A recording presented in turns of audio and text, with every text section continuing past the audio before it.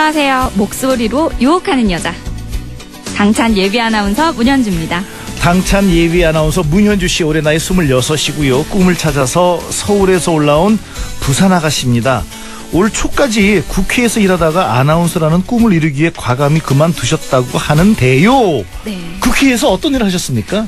7급 정책 비서로 일을 했습니다. 7급 정책 비서라면 한 국회의원을 네. 모시는 거죠? 네네. 예. 7급 정책, 제가 그 의원회관의 행사 때문에 여러 번 갔거든요. 네. 조금 알거든요. 7급 의원은 공급이 괜찮아요. 괜찮죠? 두둑합니다. 근데 그 두둑함을 버리고 과감하게 떨쳐버렸다고요? 네. 어릴 때부터 방송 쪽에 꿈이 있어가지고요. 네. 제가 지금이 아니면 못할 것 같더라고요. 나이가 더 들면 시작도 못할 것 같아서 과감히 선택했습니다. 어려운 질문일 수도 있지만 두둑한 월급 받으면서 국회에서 일하면서 어떤 성과를 올리셨는지, 본인은 어떤 일을 주로 하셨는지요?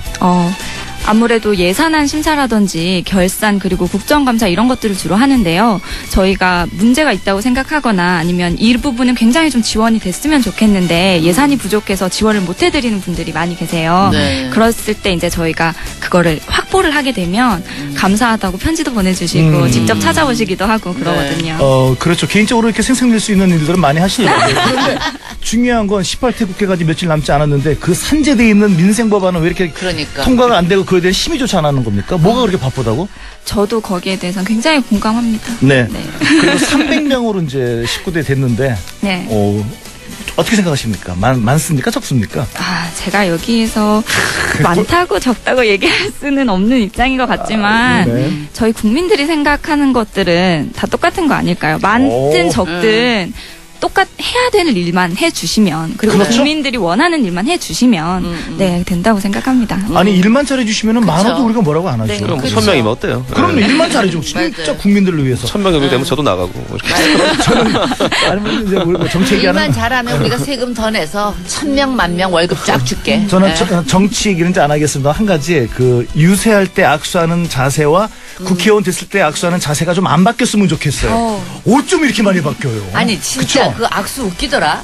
악수를 이렇게 하면서 눈은 옆 사람을 보더라. 다음 사람 같지. 아니, 나를 봐야 되잖아. 옆을 보면 나도 놓치고 그 사람도 놓쳐요. 그나마 그건 괜찮아요. 거의 뭐 이제 유세할 때는 막 두 손으로 하다가 된다면은 거의 살짝 타치하고 나오는 그런 악수 같은 그런 느낌이에요. 그렇죠? 의원님들에 따라 다르신 것 그렇죠. 같아요. 전혀 흔들리지 않고. 제가 좀 곤란한 질문을 몇 개 하는데도, 네, 좋아요. 두둑하게 월급 줄만 하네. 네. 자, 아나운서가 되겠다고 이제 합니다. 어떤 노력들을 하고 계셨어요? 지금은 준비한 지가 얼마 안 돼서 좀 기본기를 다지는 단계예요. 그래서 발성이라든지 발음이라든지 이런 부분에 좀 중점을 많이 두고 있는데 혼자서 하기에는 많이 겁이 나니까 아카데미 다니면서 같은 꿈을 꾸는 사람들하고 같이 스터디도 하고 네, 그렇게 하고 있습니다. 네. 그 아카데미가 참 잘 된다고 하더라고요. 보통 그 아나운서 준비하는 분들은 대부분 다 아카데미를 다니죠. 네, 거의 그렇죠. 대부분. 거의 대부분 다니고 다른 방송국에서 또 일을 하다가 뭐 네. 흔히 말하는 SBS 같은 공중파로 오는 경우도 굉장히 많고요. 저희 제가 일하는 부서가 저는 이제 컬투쇼 담당하고 있으니까 라디오 PD인데 12층을 아나운서 팀이랑 같이 써요, 제가. 그렇죠. 12층에 이제 라디오 PD와 아나운서 팀이 같이 있어요. 네. 매일 같이 한 방을 쓴 동료들인데 보면 이제 다들 이렇게 처음에 문현주 씨처럼 차곡차곡 준비하다가 그 꿈을 이루는 사람들이에요. 그분들도 다. 예. 한 번에 이렇게 합격하기가 쉽지가 않다라고 하는 굉장히 어려운 문인데, 자, 이제 아나운서가 꿈인데 우리 국민 DJ의 문을 두드렸단 말이에요. 네. 이것도 한번 해볼까라는 그런 마음입니까? 아니요. 사실은 제가 아나운서가 되고 싶은 가장 큰 이유 중에 하나가 라디오예요. 네. 그래서 제가 좀 아나운서라는 타이틀이 필요할 것 같기도 하고. 저 보면서 얘기하지 마세요. 부담스러워요. 부담스러워서 못하고 있어요. 네. 타이틀이 필요할 것 같기도 하고, 그리고 라디오가 가진 매력이 너무 큰 것 같아요. 라디오가 가진 매력이 무엇이라고 생각하십니까? 짤막하게 표현한다면? 짤막하게 표현한다면 같은 시간에 다른 공간에서 어떤 생각을 하는지 서로 공유할 수 있다는 거. 네. 그럴까? 생각 공유하되나? 그렇죠. 뭐 네. 어느 정도는 그렇죠. 예를 들면 노래를 하나 이렇게 틀어주거나 아니면은 뭐 DJ가 즉흥적으로 자기가 뭐 인상 깊었던 구절, 마음속에 있는 말을 하면 그 말에 100명이 들으면 100명 다 다른 식으로 공감을 하니까 그런 부분을 하는 것 같아요. 윤주 네. 씨가. 뭐 라디오 DJ가 되든 아나운서가 되시든 그 국회에서 일했던 경험이 네네. 소중한 경험이 될 것 같아요. 좋은 경험이죠. 네.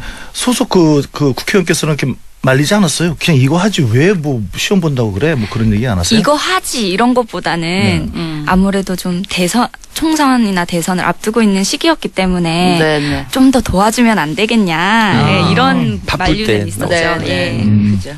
얄미웠겠다. 오랫동안 같이 있다 꼭 바쁠 때 그만둔다 그러면. 아니에요. 그때는 결정을 존중해 주시고 네. 응원하겠다. 이렇게 네, 서로 네. 응원하겠습니다. 네. 모시던 국회의원 이번 19대 때 어떻게 되셨어요?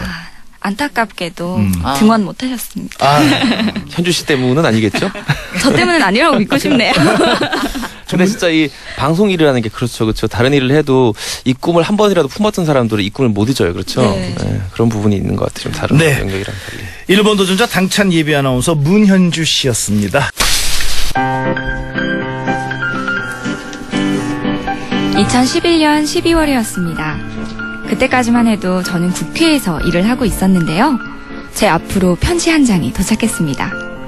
한 보육시설 연합회에서 보낸 편지였습니다. 연말이라 연하장이겠거니 하고 열어봤는데 뜻밖의 내용이 담겨 있었습니다. 우리나라 보육 환경 발전에 힘써주셔서 감사합니다. 그동안 저는 보건복지위원회 그리고 여성가족위원회에 관련한 정책 일을 주로 했었거든요. 그중에서도 제가 맡고 있었던 부분이 바로 보육이었습니다. 제가 아직 미혼이지만 대한민국 한 여성으로서 아이 키우기 좋은 환경을 만들어야겠다는 책임감과 의무가 아주 강했거든요. 그래서 저출산 현상에 대해서 굉장히 많은 걱정을 했었고요. 출산율을 높일 수 있는 다양한 정책들에 대해서 연구하고 고민했습니다. 우선은 영유아 예방접종 국가 지원이라든지 보육료 같은 현실적인 어려움을 바로잡기 위해서 많이 연구를 했었는데요.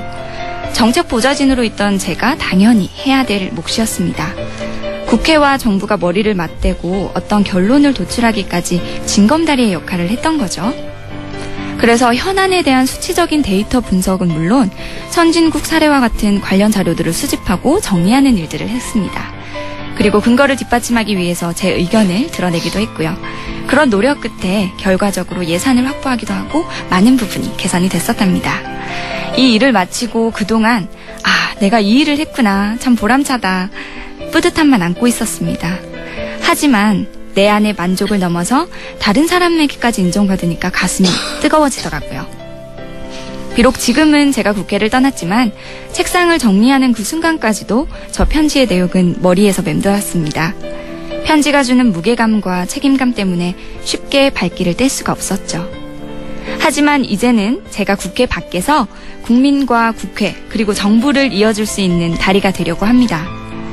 관심을 가지고 발전을 위해 노력을 기울인다면 지금보다 훨씬 더 선진화된 보육 정책을 국민께 기분 좋게 전달할 수 있을 거라고 생각합니다. 네. 제가 초등학교 때 합창단 발표회에서 아빠하고 같이 무대에 섰던 적이 있었거든요. 그때 불렀던 노래가 동요 꽃밭에서였어요. 이 노래에는 아빠라는 단어가 1절에서 2번, 2절에서 2번, 총 4번 나오는데요. 무대에 올라가기 전에 제가 얼마나 신신당부를 했는지 몰라요.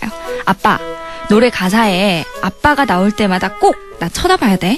서로 마주보기로 했거든요. 그런데요, 이 약속은 제가 어겼어요. 너무 긴장해서 그걸 잊어버린 거죠. 결국 노래가 끝날 때까지 저는 한 번도 아빠를 쳐다보지 않았고요. 덕분에 아빠는 도도한 딸내미 옆모습만 보면서 노래를 하신 겁니다. 지금도 그때 생각하면 피식피식 웃음이 나곤 하는데요. 요즘은 다 컸다고 괜히 쑥스러워서 연락도 자주 못 드리는데 이렇게 웃을 수 있는 추억이 있다는 게 참 감사한 것 같습니다. 오랜만에 아빠 생각하면서 이 노래 한번 듣고 싶어요. 꽃밭에서.